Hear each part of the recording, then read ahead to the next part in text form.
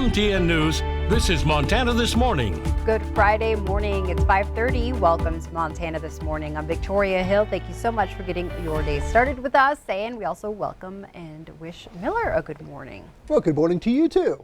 Thank you. You ready for the long holiday weekend? You got any plans? No, you're going to be here Monday morning, right? We're going to be working. Okay. Sure. Yeah. Half asleep probably. Sure. Cool. Not much really, but I mean, it sounds like the weather's decent, right? Oh yeah. You want to get outdoors this weekend. All weekend long, things are looking fantastic. Now, granted, we do have a little bit of a speed bump today, and I'll talk about that here in just a bit, but a gorgeous sunrise across Billings right now, Yellowstone County, courtesy of the Stockman Bank Weather Cam. 47 at the airport, humidity's at 83%, winds are calm at the moment. We've got temperatures right now in the 40s and 50s. Let's pick out a few spots. We've got 50 in Big Timber, but 45 in Livingston, 57 in Clark, but 43 in Gardner. Down in Cody, we're at 52, but we're at 47 in Broadview. See, we do have some clouds out there. No rain as of yet, but there is a chance where we'll see, of course, those showers kick up a little bit later on today, and the possibility of seeing some severe weather south of Miles City down into the northeast corner of Wyoming. We'll tell you what that's all about here in just a bit. We'll go with a high of 71 today here in Billings, which is pretty much on target where we should be. Check this out. By the time we get to this time next week, how about some 90-degree temperatures? Wow. Would you like that? Well, there's a chance. Getting. There's a chance. All right. All right. Sounds good. Well, Miller, I will get on to the news. Thank you. Our top story this morning, millions of Americans will be hitting the skies over the next few days for Memorial Day weekend. But as CBS's Laura Podesta explains, that's just putting a spotlight on the problems airlines are facing with unruly passengers. Here's a live shot right now from Dallas Love, those flyers filing in. Startling video of an attack on a Southwest flight attendant earlier this week shows tensions in the skies are high. And they stopped shoveling each other. And next time I saw, "Don't touch me," they started yelling. The lady stood up and pound. The flight attendant lost 2 teeth. Viviana Quinones was later arrested. Passengers say the attendant was arguing with someone about their mask while leaning over Quinones. Frustration from the first altercation was still brewing in all of them, including the flight attendant, no doubt.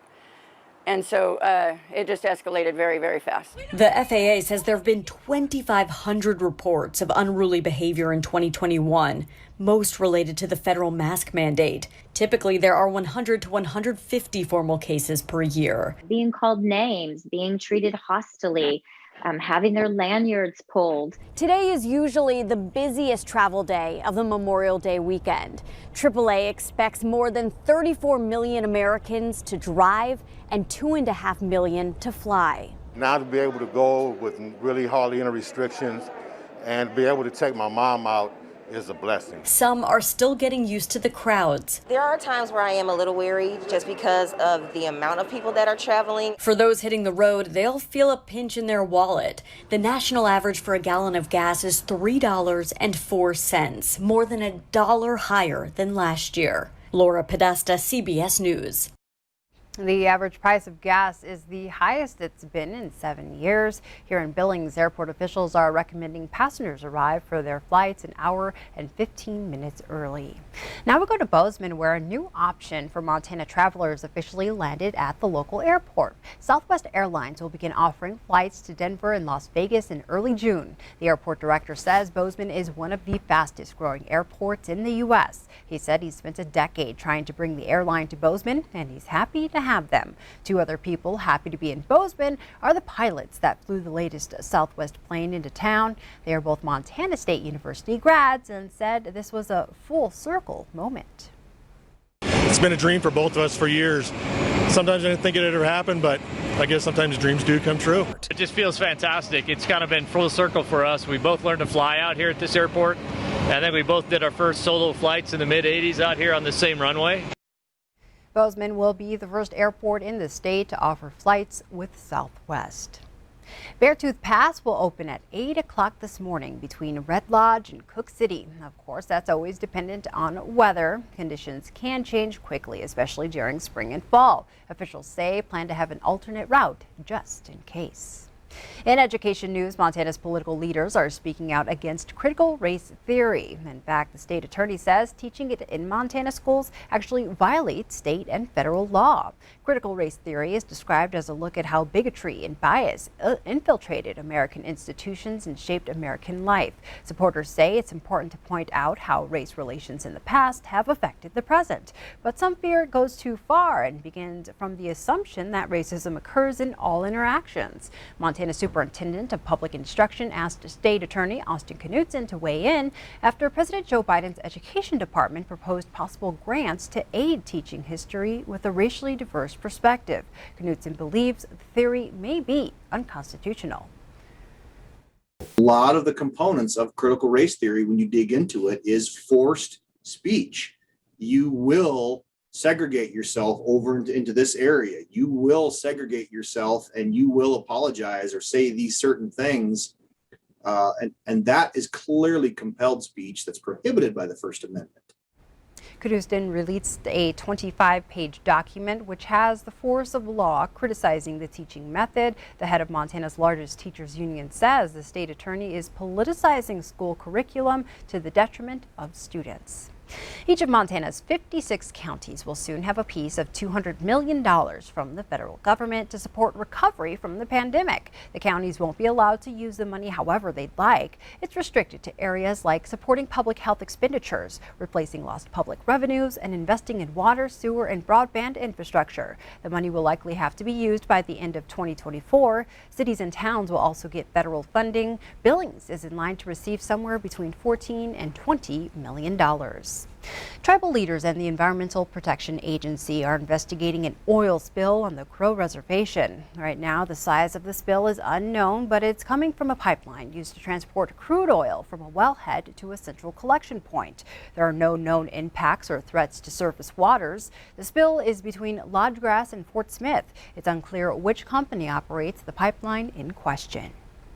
Continuing our coverage, there will be no charges filed in the death of a Whitehall boy who was mauled to death by two dogs. 4-year-old Elliot Sherwin was killed by his grandparents' pet Rottweilers. The adults were sitting outside and let the boy go in the house on his own.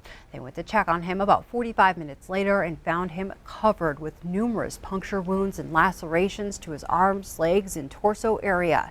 The grandparents started CPR, but when EMTs arrived, Sherwin was pronounced dead. The dogs were euthanized by a veterinarian. There were no indications or reports that the dogs were vicious in the past. Also making headlines this morning, the U.S. Senate worked well into the night but had to go home without voting on whether or not to create a 9/11-style commission to investigate the January 6 attack on the U.S. Capitol. GOP senators caused the delay by debating a different bill that focuses on increasing American competitiveness with China.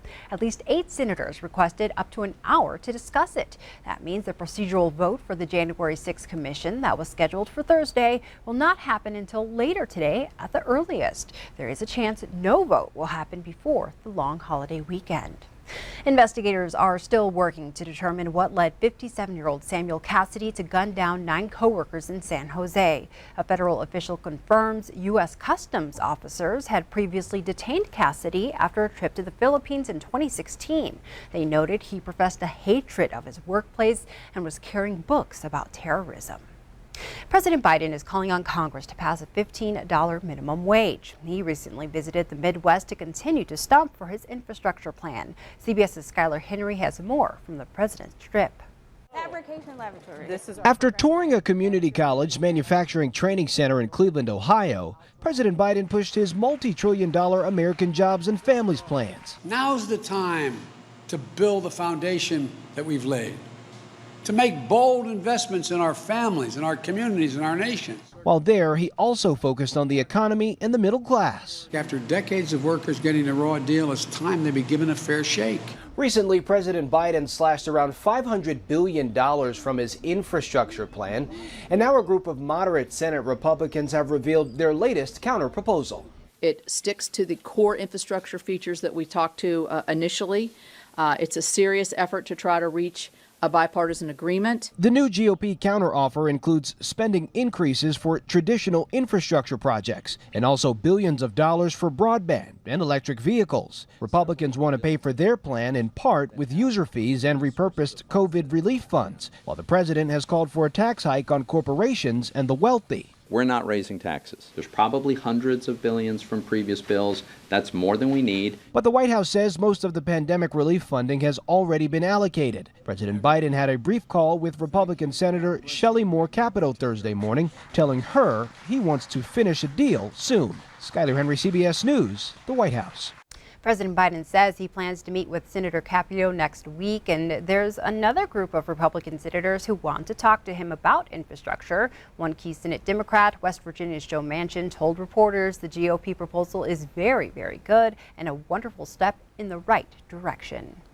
Unemployment hit a pandemic low last week. The Labor Department says 406,000 people applied for benefits. That's down 38,000 from the week prior. The new number is more than half of what it was in January. The government also estimated the economy grew more than 6.5% in the first quarter of the year.